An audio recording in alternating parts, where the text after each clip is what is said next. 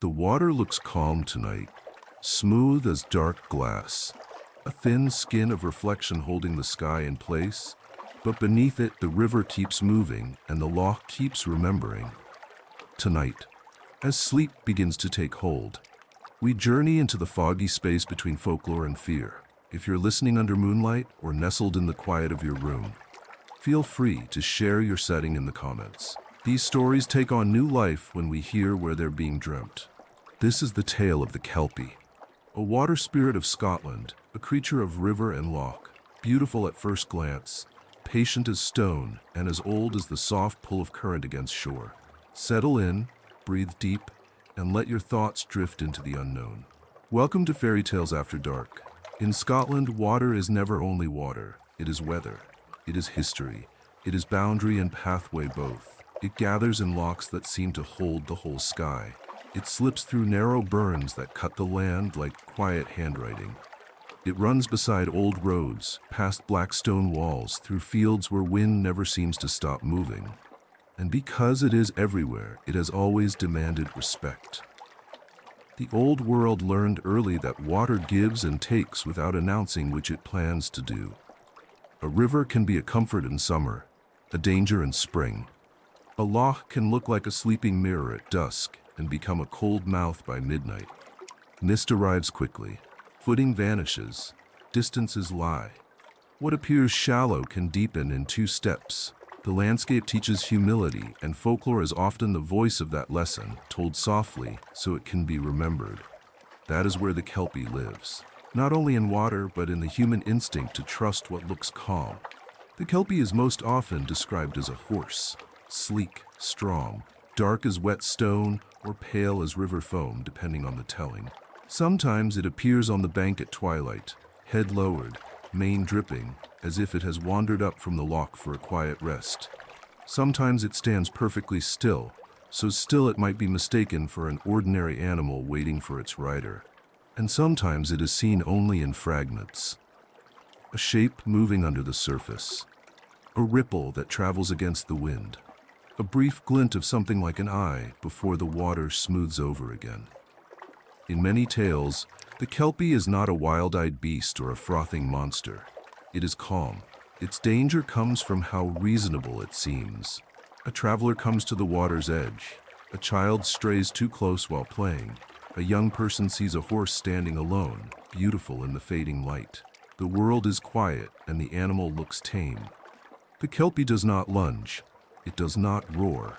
It simply waits to be approached, because curiosity is often the fastest path toward trouble. Some versions say the Kelpie can shapeshift, appearing as a handsome stranger with wet hair and river-dark eyes, luring the lonely with gentle words. Other versions keep it closer to the land, closer to animal truth. A horse that is not quite a horse, a creature that belongs to water the way deer belong to forest, or seals belong to tide. There is one detail that returns again and again. The Kelpie's coat is said to feel strangely adhesive, like damp moss, like tar. Like the surface of a stone slicked with algae. Those who climb onto its back find their hands stuck fast. Their legs will not lift away. The animal that seemed calm a moment ago steps forward without hurry, walking into the water as if it were walking into its own home. And the loch, which looked harmless from shore, closes over rider and beast as easily as a blanket drawn up in the night. Folklore rarely tells this with cruelty. It tells it with inevitability, the way it tells of storms or winter or the turning of a year. The Kelpie is not a villain in the modern sense. It is a warning shaped like a story. It is the land teaching its people how to survive. Stay away from dark water at dusk. Do not trust the mirror surface. Do not follow beauty into depth. In rural Scotland, where these legends grew, the relationship between people and water was intimate. Rivers were crossed on foot. Lochs were fished from small boats. Children gathered reeds and played near banks that dropped suddenly. Livestock grazed close to marshy edges. A misstep could become tragedy with no noise at all.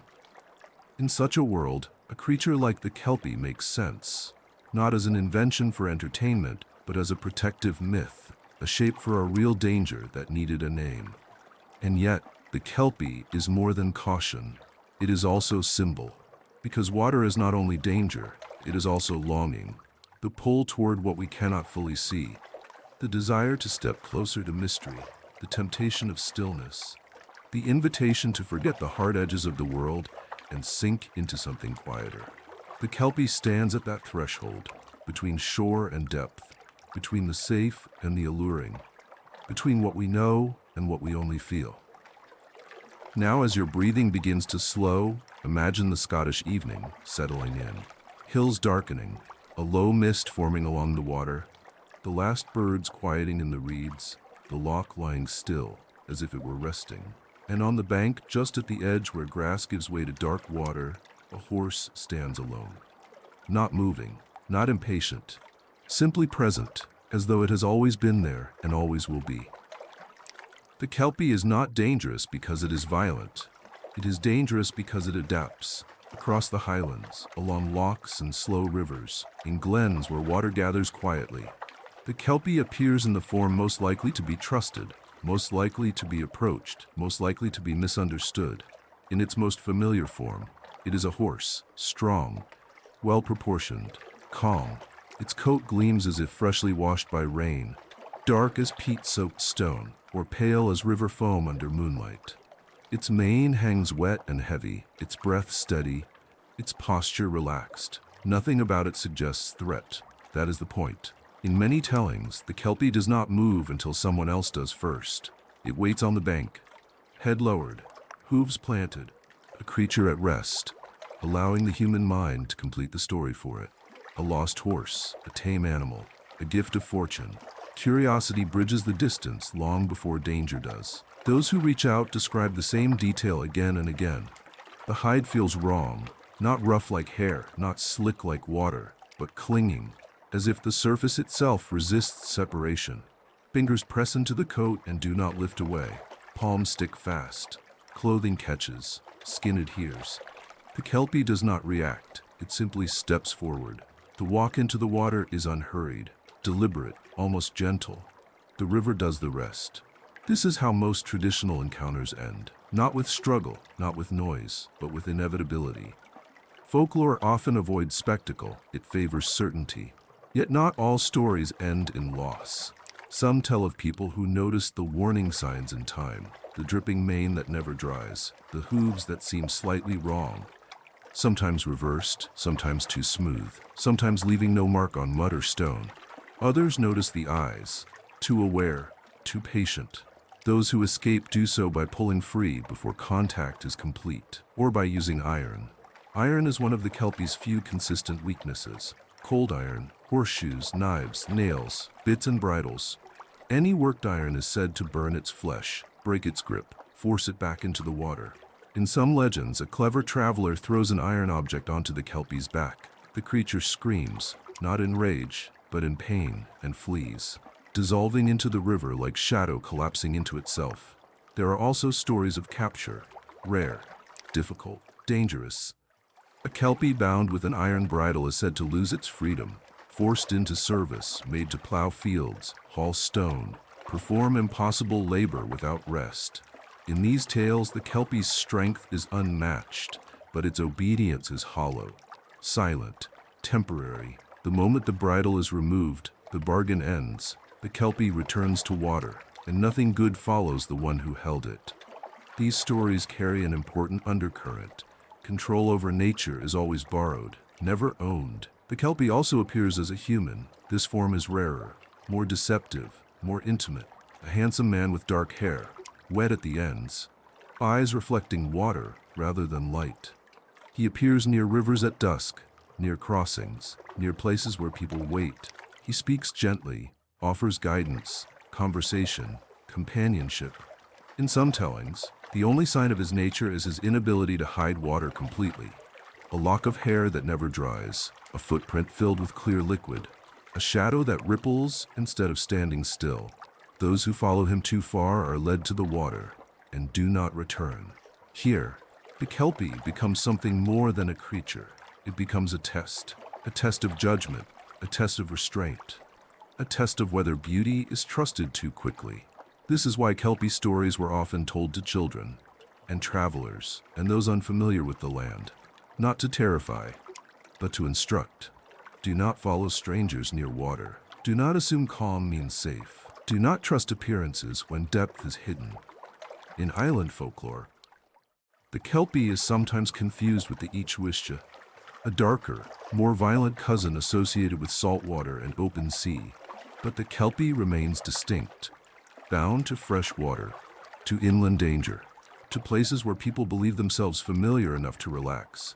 That familiarity is what makes it effective. The Kelpie does not haunt distant wilderness. It waits where people feel at home, by bridges, near fords, beside grazing land, along paths crossed daily. It is not the unknown that kills. It is the overlooked. As centuries passed, the Kelpie became a symbol as much as a story, a reminder carved into landscape, a caution embedded in memory. The Highlands are full of beautiful water, and water is full of endings. Now, as your breathing steadies and your thoughts begin to slow, let the legend sit where it belongs, not as fear, but as knowledge, passed quietly, from land to people, from story to sleep. The river keeps moving, the loch keeps waiting, and the Kelpie remains, patient, watching, ready to take the shape that is offered to it. Across Scotland, the Kelpie does not appear as a single creature. It changes with the water it inhabits, with the people who live beside it, and with the lessons each place needs to remember. In the Highlands, the Kelpie is most often associated with lochs that appear shallow near shore. These waters invite approach. They reflect the sky clearly. They seem tame. In these regions, stories emphasize the horse form, the quiet animal waiting patiently at dusk, the rider who climbs on thinking only of convenience, and the sudden realization that depth arrives too quickly to escape. Along rivers and burns, the Kelpie becomes more mobile, less stationary. It follows paths that people use daily, crossing points, grazing edges, old fords worn smooth by centuries of use. In these tales, the Kelpie is not a surprise. It is familiar, seen often enough to be dismissed, and therefore more dangerous. Island folklore shifts the emphasis again. Here, the Kelpie is cautious, less inclined to wait openly, more prone to human disguise. In these accounts, the stranger by the water speaks softly, offers help, knows the land too well. His presence feels reassuring until the last moment when the path leads not home, but down into cold, silent depth. Despite these differences, one element remains consistent. Iron. Iron disrupts the Kelpie's hold. It breaks adhesion, burns the flesh, forces separation between human and water spirit. Horseshoes nailed above doors, knives carried on the body, nails sewn into clothing. These were not superstitions in the old sense. They were practical folklore. Safety measures disguised as ritual. The iron bridle is the most dangerous object of all. Legends say that a Kelpie fitted with an iron bridle cannot return to the water. Its strength remains, its obedience is enforced, its will is trapped. Under such control, the Kelpie becomes a beast of labor, pulling stones that would break oxen, plowing fields without pause, hauling timber across impossible ground. These stories do not celebrate this victory. They warn against it. The Kelpie under iron does not rage. It does not rebel openly. It works, silently, tirelessly, watching, waiting. The land may prosper briefly, fields may expand, walls may rise, but the cost always arrives later, when the bridle slips, or rusts, or is removed by pity or arrogance. When the Kelpie returns to water, the retribution is not immediate. It is slow. Crops fail, livestock vanish, floods arrive out of season, bridges weaken, wells turn foul. Nature does not strike back in anger. It simply withdraws cooperation. These stories reflect an older understanding. Power taken from the land is never free. Control has consequences that unfold over time. The Kelpie also appears in recorded place names, pools called Kelpie's Cauldron, stones known as Kelpie Steps, bends in rivers marked by sudden depth. These are not decorative names, they are warnings encoded into geography. Memory fixed to location. Even after belief softened, the names remained. In some regions, Kelpie legends merge with Christian imagery. The creature becomes a demon or a fallen spirit, or a test sent by God. But these later interpretations do not erase the original function. They only change the language. The warning stays the same. Do not assume mastery over water. Do not trust beauty without distance. Do not forget that depth hides beneath calm. Unlike many mythical beasts, the Kelpie is not defeated by courage. It is avoided through awareness. The hero does not slay it, the survivor notices it in time. This distinction matters. The Kelpie is not a challenge to overcome. It is a condition to respect. As Scotland modernized, bridges replaced fords, roads replaced footpaths, water was mapped, measured, contained, and yet drownings continued. Accidents persisted. Rivers claimed lives quietly, without spectacle, without warning. The Kelpie did not vanish, it simply lost its name. Now, as your thoughts continue to slow, let the legend settle into its proper place, not as fear, but as inheritance. Knowledge shaped like story, passed gently, from water to people, from past to present, from waking to rest. The river still flows, the loch still waits, and the Kelpie remains what it has always been, a reminder, standing calmly at the edge of what happens when depth is forgotten. By the time the Kelpie reaches the final shape it holds in folklore, it is no longer only a creature. It becomes a lesson that repeats itself across generations. The Kelpie does not roam mountains or distant wilderness. It does not hide in places people never go. It waits in familiar water, in rivers crossed daily, in lochs passed without thought, in edges people believe they understand. That familiarity is the heart of the legend. In old communities, survival depended on reading the land correctly, knowing when to approach, knowing when to step back. Water demanded that skill more than any other element. It could be calm and lethal in the same moment, beautiful and unforgiving without changing its surface at all. The Kelpie gave that truth a face. A horse invites trust, it suggests labor, companionship, usefulness. The Kelpie takes that expectation and turns it quietly, not through violence, but through misjudgment. The victim chooses the danger long before the danger reveals itself. That choice is what folklore once remembered. This is why the Kelpie endures while other monsters fade. It is not exaggerated, it is not dramatic, it behaves exactly like water does. Patient, reflective, waiting. The Kelpie does not hunt, it offers opportunity, and opportunity can be more dangerous than threat. Across tellings, the survivors are never those who fight hardest. They are those who notice small details. The wet mane that never dries. The hooves that face the wrong direction. The way the animal stands too still. The way the stranger near the river knows the path too well. Folklore rewards attention, not bravery.